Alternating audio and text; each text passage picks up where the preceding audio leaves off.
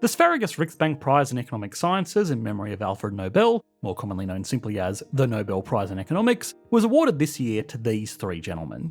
Half of the roughly $1.1 million prize went to Joel Mokyr, with the other half being shared between Philip Aghion and Peter Howitt for their combined work on explaining innovation-driven economic growth. We'll get to the reason why they split the prize up like this soon, but for now, of course, while this is a lot of money, the real prize for these recipients is the recognition of a lifetime of work that is widely to be accepted as the highest honour in the field of economics. To earn this prize, what these three economists have shown is that the sustained growth experienced over the last 2 centuries, and the prosperity that's come with it, was pushed by technological innovation. Since the Industrial Revolution, new technologies have given us more advanced products and production methods, leading to higher economic output, more wealth, and better living standards for billions of people across the world. Now, perhaps understandably, this got a lot of people thinking. The Industrial Revolution and new technologies contributed to higher economic growth? No shit. Ask anybody with even a passing interest in history or economics and they would probably tell you roughly the same thing, right? Well, yes. But the thing that made the work of these three men Nobel Prize worthy was first identifying that constantly compounding technological progress is actually something of an anomaly rather than the expectation, and they also analytically unpacked what exactly is needed to keep this process going.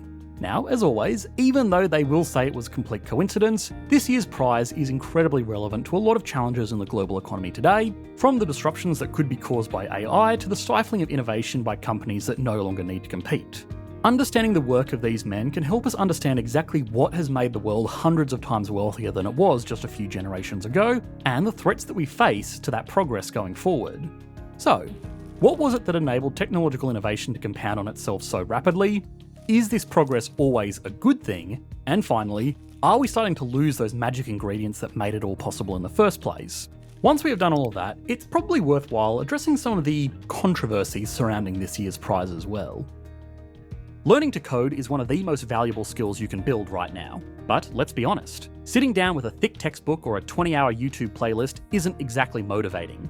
That's where boot.dev comes in. It feels more like a game than a course. You learn back-end web development in Python, SQL, and Go by actually building real projects, the same way you'd solve problems in a developer job. And if you get stuck, you've got Boots, an AI-powered wizard who guides you with hints and follow-up questions to help you figure it out yourself. It's surprisingly engaging, like having a personal tutor on call. They've even launched something called the Training Grounds, basically an endless stream of coding challenges you can practice until things finally click. Along the way, you earn XP, level up, and unlock achievements, so it feels fun instead of frustrating. All the content is free to read and watch, and if you want the interactive coding, AI help, and game mechanics, you can unlock that with a paid membership. They even offer a 30-day no questions asked refund policy. So if you've been thinking about learning to code or leveling up your skills, go to boot.dev and use my code economics to get 25% off your entire first year on the annual plan. Starting around 1760, the Industrial Revolution has made the world hundreds of times wealthier in a relative blink of the eye by historical standards. Not only are people on average far wealthier today than they were just a few generations ago, but there are also far more people overall since technologies like mechanised farming, soil science, and even basic stuff like pumped water have supported far larger populations. Beyond that, this wealth can also be used to consume goods and services that just weren't possible before the Industrial Revolution. The wealthiest kings from the Middle Ages couldn't buy modern medicine or even modern conveniences that most of us take for granted today. Now, the foundation of this progress was, of course, technology. But the first misconception that this year's Nobel laureates challenged was that technological innovations rarely happened before the Industrial Revolution. In reality, they happened all the time. The printing press, naval architecture, advanced navigation, new tools, clockwork, farming techniques, even medical advancements happened more frequently than most people give the pre-industrial world credit for.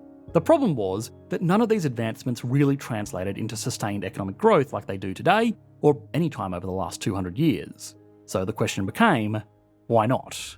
Well, Mokyr, an economic historian and the winner of half of this year's prize, spent years researching an explanation. He actually found that certain pre-industrial empires were more inventive than others, but despite this, they weren't measurably better off. The reason he found was that over time, people were very good at finding things that worked, but they weren't very good at figuring out why they worked. He almost poetically put it that before the Industrial Revolution, it was a world of engineering without mechanics, iron making without metallurgy, farming without soil science, mining without geology, water power without hydraulics, dye making without organic chemistry, and medical practice without microbiology or immunology. People stumbled upon tools and techniques that worked, but without understanding why they worked, they couldn't make consistent improvements on it, so they would eventually just hit another plateau. Material science, for example. Pre-industrial blacksmiths were very adept at forging different metals, but they didn't understand the molecular changes that they were causing, so they couldn't make informed improvements beyond just straight trial and error. Sustained economic progress, as it turned out, required more than just a prayer to the machine god. Yes, I know you were thinking it ever since I said the word adept. But anyway, pre-industrial smiths might have figured out that forging iron over coal or charcoal gave it a harder edge and made it more resistant to corrosion, but they didn't understand that this was because carbon was getting into the crystalline structure of the metal, and because they didn't understand that, they were limited to trial and error when it came to things like developing different steel alloys, which have in turn become some of the most important materials in the modern world. We really couldn't run our modern global economy without a selection of different types of steel, but of course, this was just one example.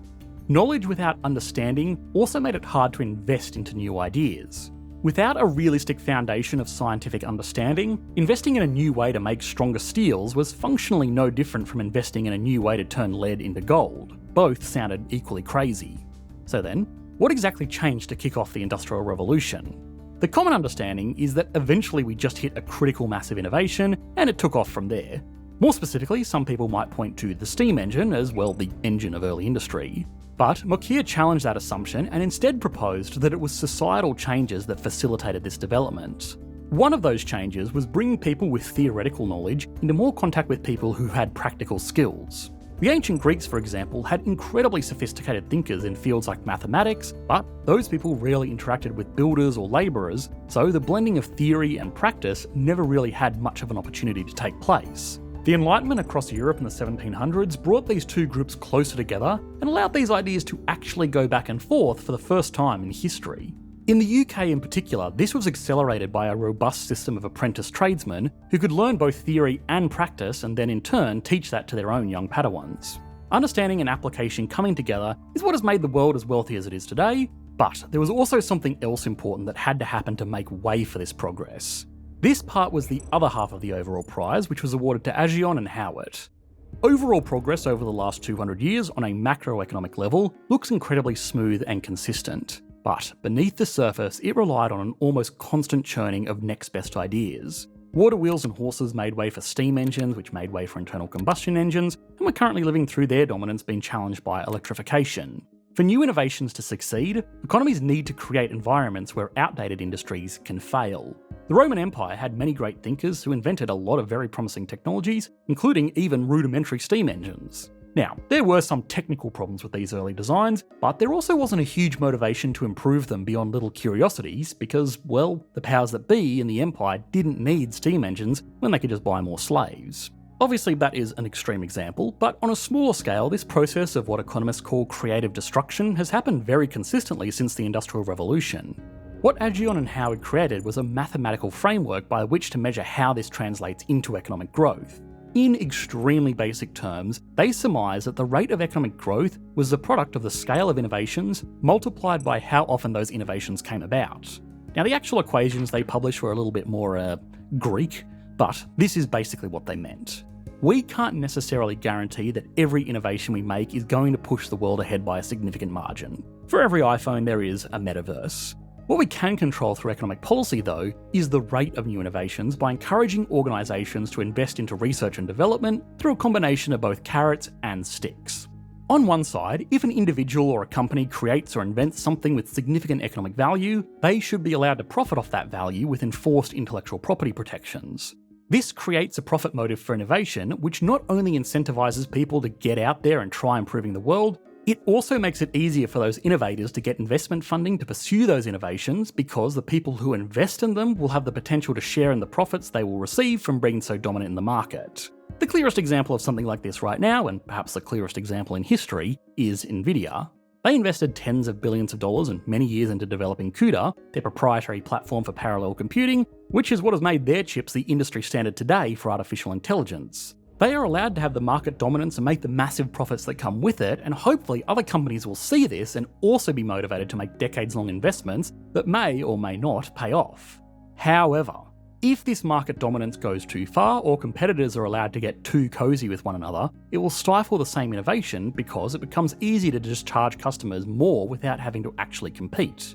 What their models showed was that there was an inverted U-curve of economic innovation depending on how competitive the market was. If the market is just insanely cutthroat, with every company stealing every other company's designs and ideas and relentlessly undercutting one another all the time, that would be good for consumers for a little while. However, nobody would be willing to innovate because there would be no profit motive to do so. Likewise, if companies just collude on price or the market is an uncontestable monopoly, they also won't innovate because new technology could threaten their lead and just represent an unnecessary expense. The solution to maximising innovation was to create economic policies that made a little bit of market dominance possible through protecting intellectual property, but also avoided too much dominance through trust busting and limiting how long IP would be protected for. Now, in their models, Aghion and Howitt were primarily studying profit-driven corporations in modern capitalist market systems. But Mokyr and other economists would probably argue that the same general rules apply to something like pre-industrial nobility. They effectively had what amounted to market dominance over their economies, so if anything, new technologies just represented a threat to their comfortable status quo. Creative destruction may be the driver of innovation, but if the organisations that are going to be creatively destroyed have any say over it, they're probably going to try their best to stop it. This was actually one of the most important components of their work, and something that's become incredibly important in today's economy.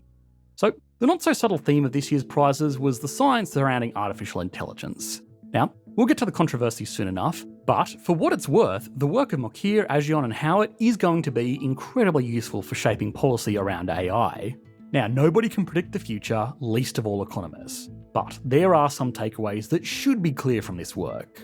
For starters, AI is obviously yet another technological innovation which has the potential to fuel further economic growth. But depending on the interpretation of the work of these men, it could also be much more than that. Remember, sustained economic advancement was enabled when people with theoretical knowledge engaged more actively with people who had practical knowledge. An optimistic interpretation of this technology could be that it makes theoretical knowledge even more accessible to average workers, making more advancements possible. But their work also addressed some of the less optimistic aspects of a potential AI future. In this case, the industry that is potentially getting creatively destroyed are the workers themselves.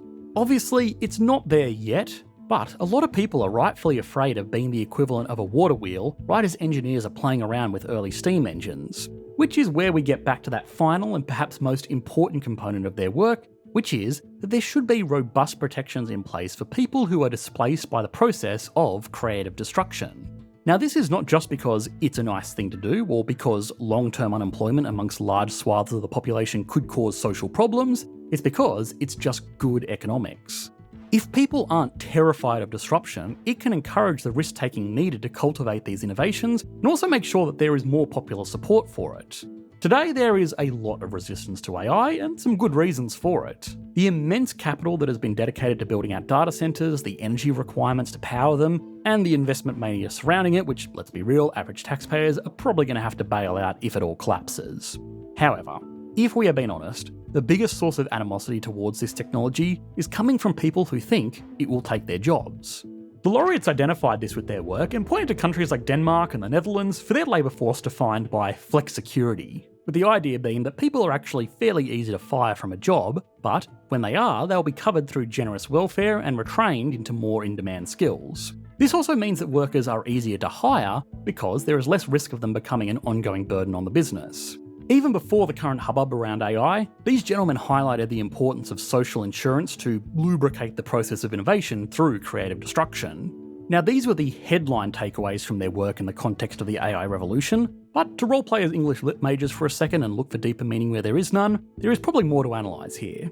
It's important to remember that the Nobel Prize is awarded for work that can span decades. This year's winners were publishing a lot of their work in the early 1990s, so they obviously weren't specifically studying modern machine learning and its impacts. However, even still, their work around the dynamics of intellectual property rights are probably more relevant today than they ever have been. AI has really tested the limits of how we use the intellectual creations of others and in what capacity others can profit off them. Again, beyond just the fairness argument, if people can't make a living by creating new things because it just gets yoinked off them and ingested into training data, they won't create anything anymore. This is bad for economic progress, let alone society at large, so even though it wasn't specifically intentional, the work of this year's Nobel laureates really highlights how important regulation is going to be around these issues. Oh, and the committee almost certainly didn't mean it, but giving the award to Mokyr, who went back through history to critique the shortcomings of knowledge without understanding in a year of awards centred around AI, is just unintentionally brilliant.